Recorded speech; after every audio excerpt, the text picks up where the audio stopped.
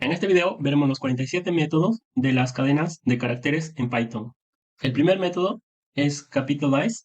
En este caso, nos devuelve eh, la primera letra del carácter en mayúscula. En este caso tenemos la cadena hola mundo, aplicamos el método y la primera letra, que es la H, nos va a devolver mayúscula, el resto es todo en minúscula. El siguiente método es caseful. Este método nos devuelve toda la cadena en minúscula. En este caso tenemos hola mundo y al inicio la H y la M estaban en mayúsculas, nos retorna en minúscula. Luego tenemos el método center, recibe dos argumentos, width y filter. El primero es el ancho que deseamos y el filter es el carácter que deseamos colocar en los espacios en blanco. En este caso estamos ingresando 10, entonces la palabra que es, o la cadena en este caso que es Python, se va a centrar y para los extremos se va a colocar el espacio en blanco, pero se rellena con el carácter que en este caso es asterisco. Luego tenemos count, donde recibe tres argumentos. El obligatorio es un substring y por defecto este empieza en 0 y se va hasta toda la longitud de la cadena.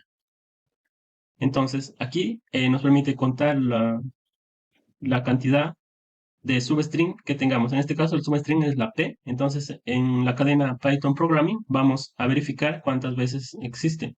Entonces en este caso hay 2 y nos está retornando esa cantidad. Luego tenemos el método encode, donde recibe dos métodos. El primero es el tipo de encodificación, en este caso para el ejemplo es UTF-8 y nos está retornando ahí como vemos en el ejemplo. Luego tenemos enWith, donde recibe tres argumentos también. El obligatorio es el suffix. En este caso, en la cadena Hello World 1, ingresamos 1, que es el último elemento de la cadena, entonces nos retorna verdadero. Luego tenemos el método expand tabs, donde por defecto el tab size, que es un argumento, está en 8.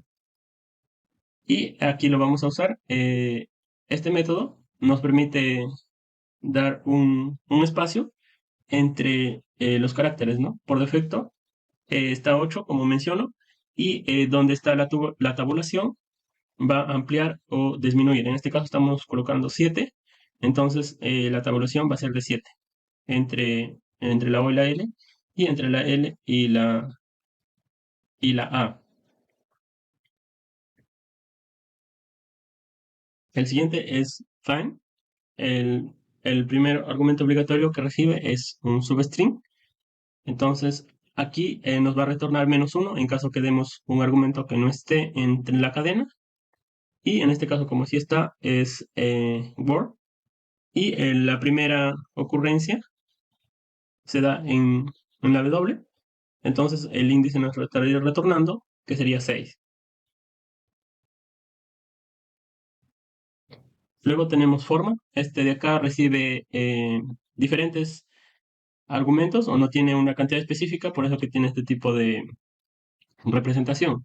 En el ejemplo, estamos utilizando una variable nombre donde creamos un string y dentro va a ir llaves, ¿no? Y dentro de esas llaves se va a reemplazar a la variable que tengamos dentro de format.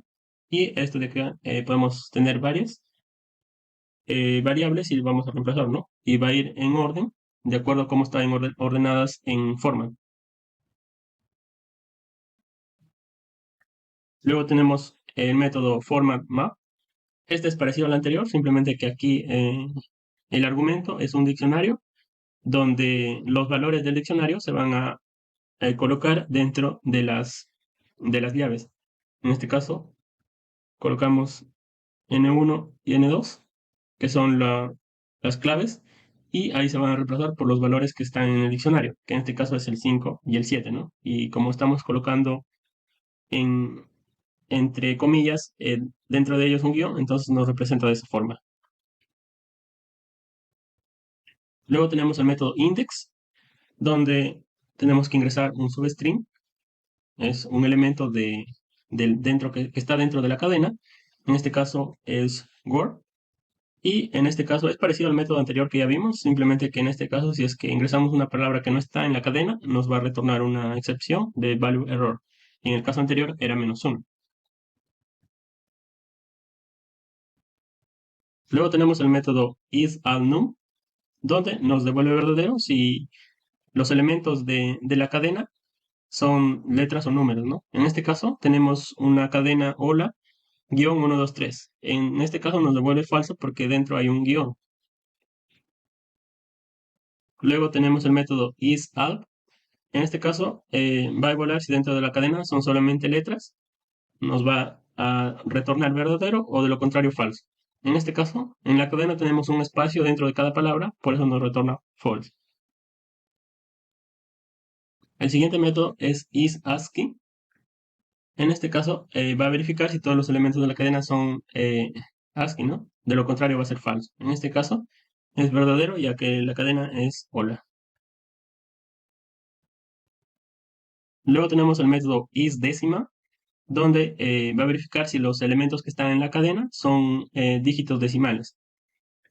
Y de ser así, nos va a retornar verdadero o si no, falso. Luego tenemos el método isDigital, que se podría ser un poco igual al que ya vimos anterior, pero en este caso es un poco más estricto, digamos, ya que los dígitos los considera como esta cadena que vemos, números en círculos, o caracteres así similares a estos, ¿no? Donde los considera dígitos y nos está devolviendo un valor verdadero. Luego tenemos el método isIdentifier. Este es un identificador que nos permite validar si es que una variable está bien o no. En este caso, la cadena es variable-1, entonces nos devuelve verdadero. En el caso, por ejemplo, que empiece con un número, nos estaría devolviendo falso, ya que los identificadores podrían empezar con letras ya sea mayúscula o minúscula o con guiones bajos. Luego tenemos el método isLower, donde nos va a devolver verdadero si los elementos que están en la cadena están en minúsculas. En este caso tenemos un hola en minúsculas, entonces nos devuelve verdadero. Luego tenemos otro método que es isNumeric, donde va a permitir verificar si es que lo que está en la cadena es algo numérico, nos va a retornar verdadero. En este caso, vamos a ingresar ese tipo de término, por ejemplo, que es 1, un medio, y nos devuelve verdadero, ya que lo considera como un tipo numérico. Luego tenemos el método isPrintable. En este caso, va a verificar si lo que tenemos en la cadena es imprimible o no. En este caso, tenemos la cadena Hello World con un salto de línea, ¿no? En este caso nos devuelve falso.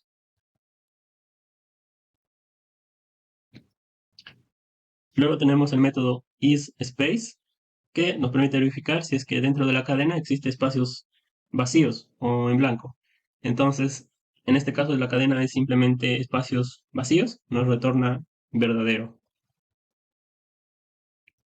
Tenemos el método isTitle, nos permite verificar si lo que está en la cadena está en formato de título, ¿no? Donde la primera letra es en mayúscula. En este caso va a ser verdadero. El siguiente método es isOpper, donde verifica si los elementos de la cadena son mayúsculas. En este caso tenemos la cadena hola y todas son mayúsculas, entonces nos devuelve verdadero. El siguiente método es join, donde como argumento recibe un iterable. En este caso puede ser una lista, ¿no? Tenemos una lista en el ejemplo y esos valores lo podemos convertir en un string o en una cadena, como vemos en el ejemplo. Luego tenemos el método elUse, donde recibe dos argumentos, un ancho y el carácter que deseamos colocar, ¿no? En este caso, el ancho o el width va a ser 10 y luego los elementos se van a colocar después de la cadena. En este caso, como he especificado, un ancho de 10 y el hola tiene 4, entonces los 6 elementos restantes o los espacios se van a reemplazar por el char, que es el carácter que hemos especificado, que en este caso es un guión. Luego tenemos el método lower, donde devuelve la cadena convertido en todas las letras en minúsculas. En este caso ponemos la cadena hola y nos devuelve hola en minúsculas. Luego tenemos el método lstrip, donde en este caso nos va a devolver la cadena con los caracteres especificados eliminados. En este caso queremos eliminar el guión que está al inicio. Especificamos y nos va a devolver simplemente hola, ya no con el guión. Luego tenemos el método makeTrans. Este método se utiliza con el método translate para realizar algunos intercambios. En este caso, en el ejemplo, vamos a intercambiar la S por la X. Y tienen diferentes usos, pero básicamente estos métodos funcionan los dos. Luego tenemos el método partition, donde recibe un argumento sep. Y en el ejemplo tenemos la cadena hola mundo y aplicamos el método con el argumento que va a ser un espacio vacío. Entonces nos devuelve una tupla con la partición en el que se ha especificado, que es en el espacio vacío, los elementos que están antes y después y la parte que se ha especificado. Luego tenemos remove prefix y el argumento va a ser un prefix. O sea, vamos a colocar la palabra que queramos eliminar que esté al inicio, en este caso que es hola y el espacio, entonces nos va a retornar simplemente mundo.